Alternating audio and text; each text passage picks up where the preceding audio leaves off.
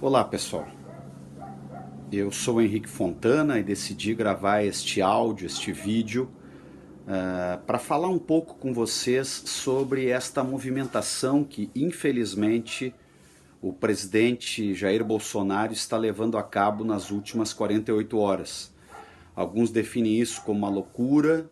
evidentemente que é um despreparo total dele, mas este confronto que ele está procurando incentivar metodicamente entre medidas de saúde pública para conter a epidemia, a pandemia do coronavírus, e de outro lado os interesses econômicos do país, e ele procura criar um conflito como se defender a vida fosse ser contra a economia e que é preciso liberar a economia porque senão o país teria uma piora da saúde pública. Esta falsa polêmica ele faz de forma calculada, porque o que está acontecendo neste momento? Devido à inoperância do governo, a epidemia de coronavírus, infelizmente, está crescendo mais do que deveria no país. Ainda estão faltando testes, por exemplo, ainda não há um plano claro, público, que dê segurança a todos nós de como serão as expansões dos leitos de UTI com respiradores para tratar os pacientes que precisarem, e o presidente tenta colocar por terra aquilo que é a ferramenta mais importante que nós temos para combater a epidemia de coronavírus, que é o isolamento social máximo, o máximo possível, porque evidentemente nós sabemos que os profissionais de saúde, de segurança, caminhoneiros, aqueles que transportam para garantir o abastecimento, quer dizer, todos esses a quem nós queremos cumprimentar, com quem nós queremos nos solidarizar, precisam trabalhar de forma presencial para manter as atividades do país. Agora, a tentativa do presidente de vender uma tese de que, inclusive, os seus apoiadores nas redes sociais estão distribuindo muitas notícias falsas, misturando, inclusive, a questão do combate à epidemia com a ideia de um golpe político que estaria em curso. Tudo isso faz parte de uma narrativa irresponsável de Bolsonaro,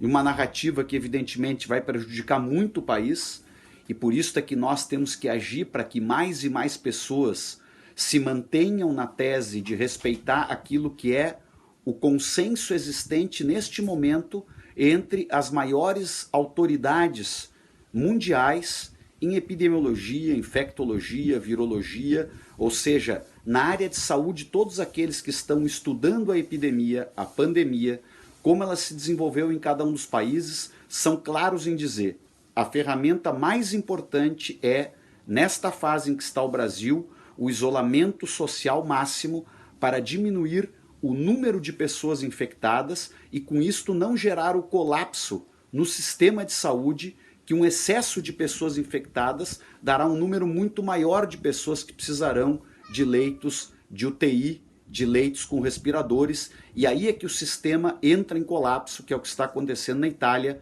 hoje, quando nós estamos aqui conversando, neste dia, perto de 1.000 pessoas morreram num único dia na Itália. E Bolsonaro quer empurrar o Brasil para esta mesma lógica que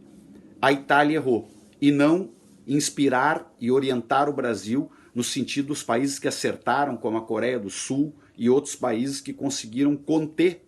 a epidemia em número de infectados e muito especialmente em número de mortos. Então não há dicotomia entre as medidas necessárias para proteger a vida das pessoas e a economia brasileira. Se nós não derrotarmos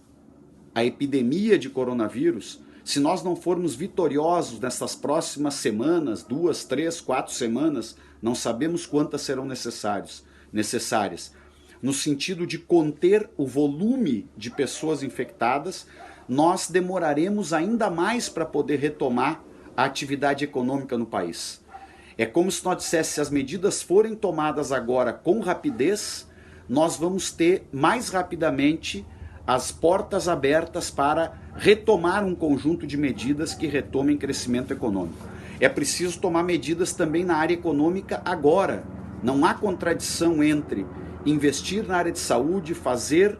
o isolamento social máximo, comprar um volume de testes maiores, preparar o país com novos leitos de UTI e respiradores e tomar medidas econômicas. A medida tomada ontem pela Câmara Federal, que eu trabalhei muito por ela, apoiei e votei com muita convicção, da renda mínima emergencial para todos os brasileiros, milhões de brasileiros, provavelmente 80, 90 milhões de brasileiros serão beneficiados com essa renda mínima mensal de R$600 e que vai até 1.200 para cada família, porque duas pessoas da mesma família podem requisitar esta renda, mas tem que tomar uma série de outras medidas. O ministro da Economia sumiu. Onde é que está o Paulo Guedes? Onde estão as medidas de crédito para proteger as empresas? Medidas para proteger os empregos daqueles que estão empregados pela CLT? Medidas para fazer um fundo nacional de emergência para combater a epidemia e os seus efeitos na economia, com medidas inclusive tributárias justas, como é o caso de votar um imposto sobre grandes fortunas, uma contribuição sobre os altos salários, aumentar a contribuição social sobre o lucro líquido do setor financeiro, dos bancos, introduzir o imposto sobre lucros e dividendos. Então nós estamos com o país à deriva porque o presidente resolveu liderar uma luta política e a disputa de uma versão. Como ele sabe que a economia já está derretendo, que vai levar um tombo muito grande, não que nós, por óbvio,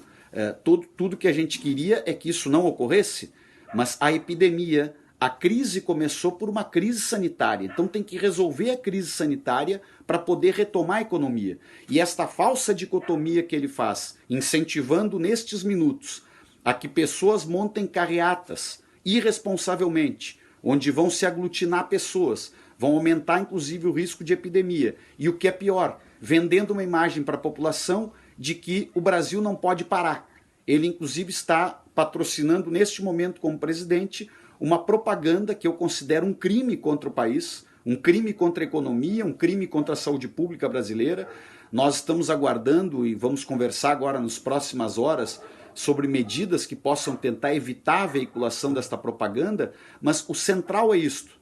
Bolsonaro está muito mais preocupado com a luta pelo poder, onde ele quer manter aglutinada esta base social dele, que é uma base cada vez mais irracional, que está contra a ciência, contra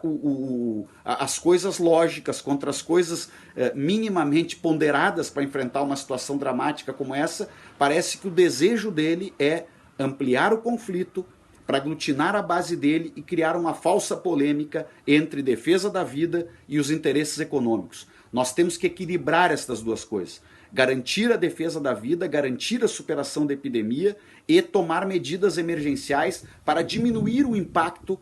de perda de renda e de perda de atividade econômica no país. E tão logo consigamos sair da curva ascendente da epidemia, da curva ascendente do número de infectados, e isto pode ser mais rápido se nós mantivermos o isolamento social o maior possível neste momento, aí sim retomar com toda a força a questão da economia. É hora de temperança, é hora de equilíbrio, não é hora de uma luta política desqualificada, não é hora de aceitar as provocações de um bolsonarismo cada vez mais isolado, mais irracional, que não atende os interesses do país. É hora de união de todos aqueles que querem tomar as medidas cientificamente sugeridas para superar a epidemia e também abrir as portas o quanto antes para a retomada econômica do nosso país. Não há contradição entre defender a vida, conter a epidemia e retomar o crescimento econômico. É preciso fazer as duas coisas.